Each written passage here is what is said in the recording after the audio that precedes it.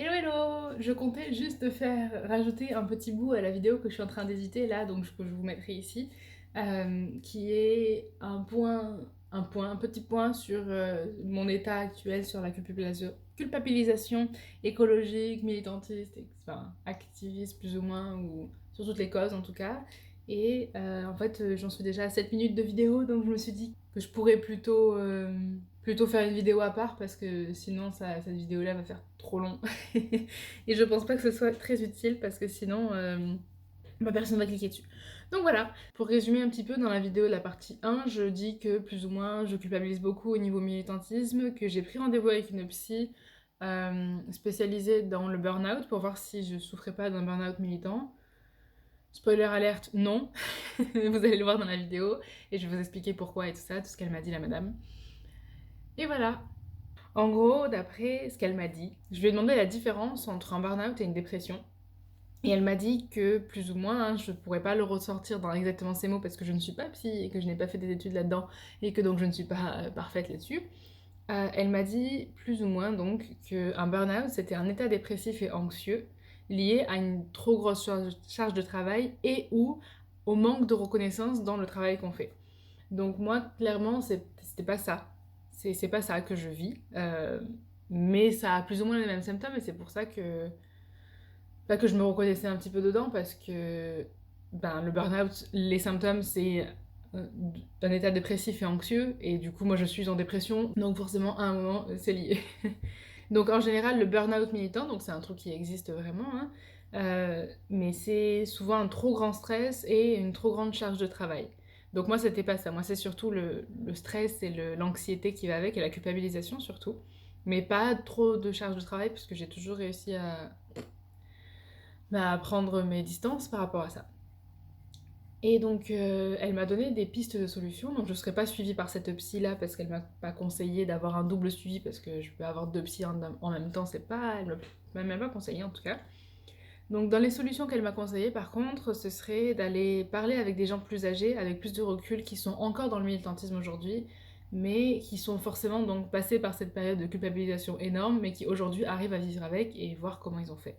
Donc, si vous avez des personnes sur YouTube ou quoi qui en parlent, et si vous serez intéressé par ça, si jamais je trouve quelqu'un qui peut partager son expérience là-dessus, je me dis que ça pourrait être intéressant si jamais moi je venais à parler à quelqu'un, si ça pourrait être intéressant de pouvoir lui faire un genre d'interview ou quelque chose du genre.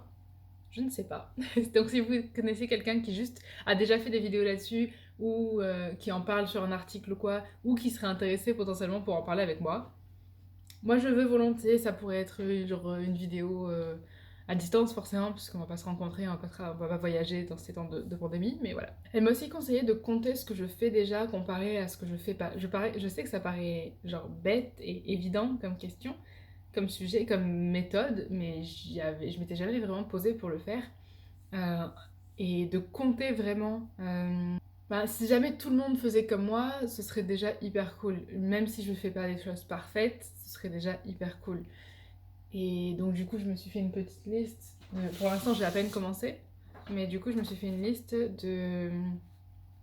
je vous la montrerai après, mais en gros, juste sur l'écologie aujourd'hui, ce que je sais, ce que je fais, et après j'ai une autre colonne sur l'impact de ce que je fais, mais ça je sais pas trop. Je sais pas trop où chercher, je sais pas trop comment chercher, je voulais trouver une application qui faisait ça directement, mais j'en ai pas trouvé, donc je me dis que, je sais pas. Si quelqu'un a... Pareil, si vous en avez déjà entendu parler d'applications comme ça, volontiers, je prends. Et elle m'a rappelé aussi que, et c'est aussi ce que j'avais vu dans des vidéos YouTube en cherchant, que le militantisme, c'est pas un sprint, mais c'est un marathon. Oui, ça peut paraître ridicule dit comme ça, mais c'est vrai. Si jamais tu te limites de ouf sur un an et qu'après, ton corps il peut plus et donc tu lâches et donc tu retournes à ta vie d'avant, ça sert à rien, ça aura quasiment pas d'impact. Alors que si tu fais petit à petit, les choses et tout, c'est cool. Après aussi, ce qu'elle m'a dit, c'est que la culpabilité, c'est aussi un des points principaux de la dépression. En général, quand tu as une dépression, tu culpabilises sur plein de choses et t'arrives pas à prendre de recul. Donc, c'est aussi un des faits. Et c'est un genre d'addiction, une genre d'addiction, ce militantisme-là, se rendre compte toujours de comment on peut faire mieux, comment on peut faire mieux, comment on peut faire mieux, enfin... Donc c'est pas hyper sain non plus, hein, mais c'est des informations qu'il fallait que j'apporte et que je pensais que ça pourrait être important que vous sachiez.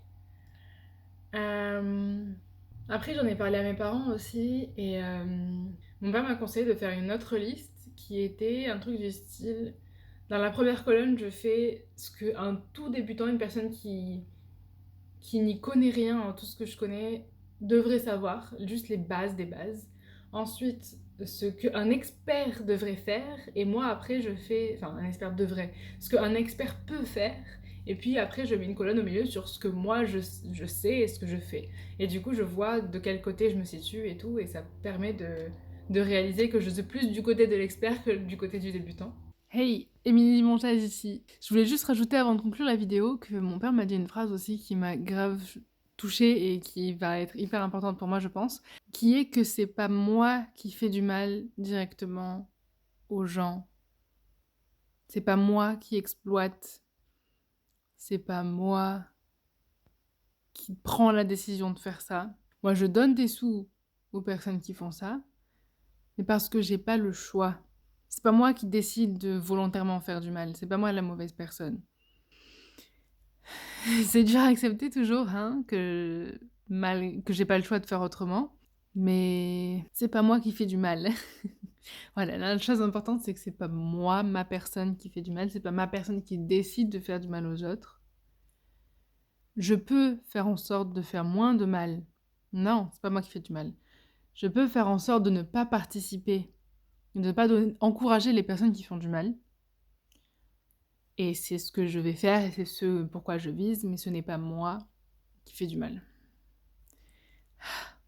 Comme toujours, prenez soin de vous. Si vous en avez la possibilité et que vous avez des questions comme ça, n'hésitez pas à aller voir des personnes spécialisées. Moi, voilà, j'ai pris rendez-vous avec une psy spécialisée sur le burn-out en sachant pas si c'était ce que j'avais ou pas. Et elle m'a dit que c'était pas ça. Et ben c'est bon, j'ai mes réponses. Moi, j'ai arrêté de stresser pendant tant de temps. Et pareil, moi, pendant 3 ans, je me suis demandé si j'étais pas hypersensible. Ma psy actuelle, pendant le premier rendez-vous, elle m'a parlé d'hypersensibilité et au moins c'était fixé. J'avais plus à me poser de questions là-dessus. Donc voilà, n'hésitez pas à demander de l'aide à des professionnels. Les psychiatres, c'est remboursé par la Sécu, donc voilà. J'ai fait une vidéo entière sur les psychiatres, sur les psys en général.